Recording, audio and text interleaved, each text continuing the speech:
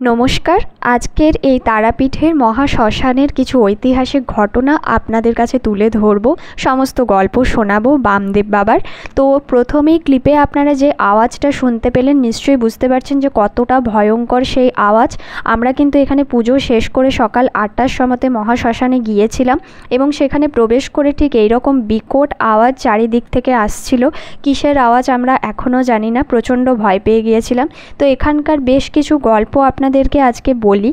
তখন বামদেব বাবার বয়স হলো ৭৪ বছর। তখন তার সেবক ছিলেন নগেন্দ্রনাথ বাগচি। তিনি বামাখ্যাপার দেখাশোনা করতেন। বামাখ্যাপার দেহত্যাগের প্রায় 3 দিন আগেই তিনি নগেনকে জানিয়ে দিয়েছিলেন যে তিনি 3 দিন পর মারা যাবেন। তো নগেনকে তিনি নগ্না বলে ডাকতেন আর বামাখ্যাপার এই সমাধিস্থলে সমাধি দেওয়ার জন্য বলে গিয়েছিলেন। এই হলো বামদেব বাবার সেই সমাধিস্থল। অবশেষে 1318 সালে শ্রাবণ মাসের 2 তারিখে কৃষ্ণ অষ্টমী তিথিতে রাতের বেলা আনুমানিক ঘড়িতে 1:05 বামদেব বাবা দেহত্যাগ করেন। সাধক বামাখ্যাপার একদম পাশেই কিন্তু রয়েছে পঞ্চমুণ্ডির আসন, যেটি আপনাদের দেখালাম। সেই হলো পঞ্চমুণ্ডির আসন। 5টি মাথা দিয়ে এই পঞ্চমুণ্ডি আসন তৈরি হয়েছে। আর বামদেব বাবা মায়ের দর্শন এখান থেকেই পান, কিন্তু অনেক পরে। এই মহাশ্মশানেই কিন্তু বামদেব বাবা সিদ্ধি লাভ করেছিলেন এবং মা তারাকে পেয়েছিলেন। আর এখনও পর্যন্ত এই কৌশিকী অমাবস্যাতেই কিন্তু এখানে তান্ত্রিকদের দেখা মেলে, সেখানে বড় সড়ো করে যজ্ঞই হয়। আর তারপর আমরা চলে এসেছি এখানের মধ্যে শ্মশানে, যেখানে মানুষকে পোড়ানো হয়। তো এখন তো আর সে কাঠের জালে পোড়ানো সিস্টেমটা নেই, সেটা কিন্তু বন্ধ হয়ে গেছে। ওই যে ঢিপিটা দেখতে পাচ্ছেন, ওখানে এক বামদেব বাবারই মতো একজন তান্ত্রিক সেখানে বসে রয়েছে। আর এই শ্মশানের মধ্যে কাঠের জালের যে নিয়মটি সেটি এখন বদলে গিয়ে এখানে ইলেকট্রিক চুল্লি সিস্টেম করা রয়েছে। এই ইলেকট্রিক চুল্লিতেই কিন্তু এখন মানুষকে পোড়ানো হয়, দেখতেই পাচ্ছেন সেটা। এখানে 2টো ইলেকট্রিক চুল্লি করা হয়ে রয়েছে, আগে সেটা ছিল না। আগে এখানে কাঠের জালেই পোড়ানো হতো। আর এই হলো সেই ঢিপি যেখানে মানুষকে পোড়ানো হতো। আর ওই যে বসে আছেন ওখানে ওপরে এক তান্ত্রিক।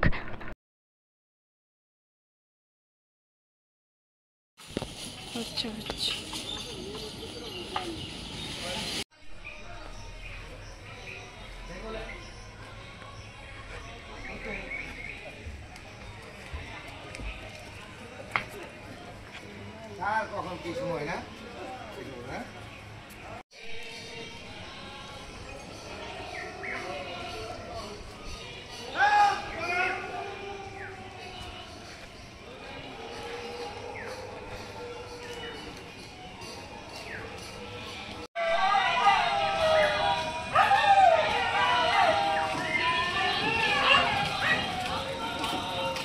এটাই হলো সেই ঐতিহাসিক দ্বারকা নদী, যেটা বীরভূমের দ্বারকা নদী হিসেবে পরিচিত। আর এখানেরও অনেক রকম ঘটনা রয়েছে, অলৌকিক ঘটনা রয়েছে এই নদীটির সম্পর্কে। এখানে স্বয়ং মা তারা এখনও পর্যন্ত বিরাজমান। মা তারার যে মাঝের অংশটি সেটি নাকি এই নদীতে এখনও অবস্থিত। এখানে নাকি একটি কুয়ো আছে, সেই কুয়োর মধ্যেই আছে। এরপর আমরা শ্মশান থেকে বেরিয়ে সোজা চলে এলাম মেলার যে রাস্তাটি, দোকানগুলোর রাস্তাটি, সেখানে প্যাঁড়া নেওয়ার জন্য। তো আপনাদের তো সমস্ত গল্পটা আমি শেয়ার করলাম।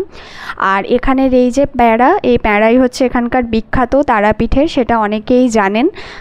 তো এখান থেকে আমরা কিছু প্রসাদ কিনে নিয়ে তারপর এবারে আমরা রওনা হব বাড়ির উদ্দেশ্যে। গাইস, আমরা এখন রেডি হয়ে গেছি। এবার আমাদের রুম চেক আউট হবে। দিদি এখানে রেডি হচ্ছে। ফাইনালি এবার রেডি হয়ে তারপর বেরোবো, একদম যাবো স্টেশন।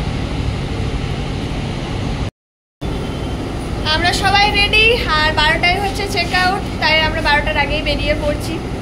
সবাই মোটামুটি রেডি হয়ে গেছি। এবার এখান থেকে গিয়ে খাওয়া দাওয়া করবো। আগে স্টেশন যাবো না, ভুল বললাম আগের ক্লিপে।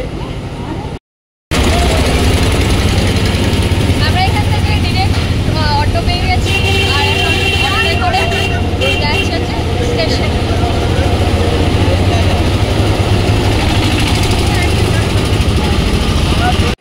এই হলো রামপুরহাট স্টেশন। আমরা রামপুরহাট স্টেশনে কিন্তু পৌঁছে গেছি, একদম ট্রেকারে করে চলে এসেছি রামপুরহাট স্টেশনে। আর এখান থেকে ট্রেন ধরে সোজা যাব হচ্ছে সাঁইথিয়া। সাঁইথিয়া থেকে ডিরেক্ট ট্রেন পেয়ে যাব। আর দুপুরবেলা লাঞ্চটা এখানেই সেরে নিলাম। এখানে একদম প্লেন খাবার খাচ্ছি। একটা পনিরের তরকারি আছে, আলু পটলের সবজি আছে, ডাল ভাত স্যালাড, তার সাথে হচ্ছে পাঁপড় ভাজা। ফাইনালি আমরা নেমে গেলাম, হ্যাঁ চলে এলাম, আমরা ট্রেন থেকে নেমে গেলাম, কাজরাতেই নামলাম, কাজরা স্টেশনে। এবার এখান থেকে টোটো ধরে সোজা বাড়ি।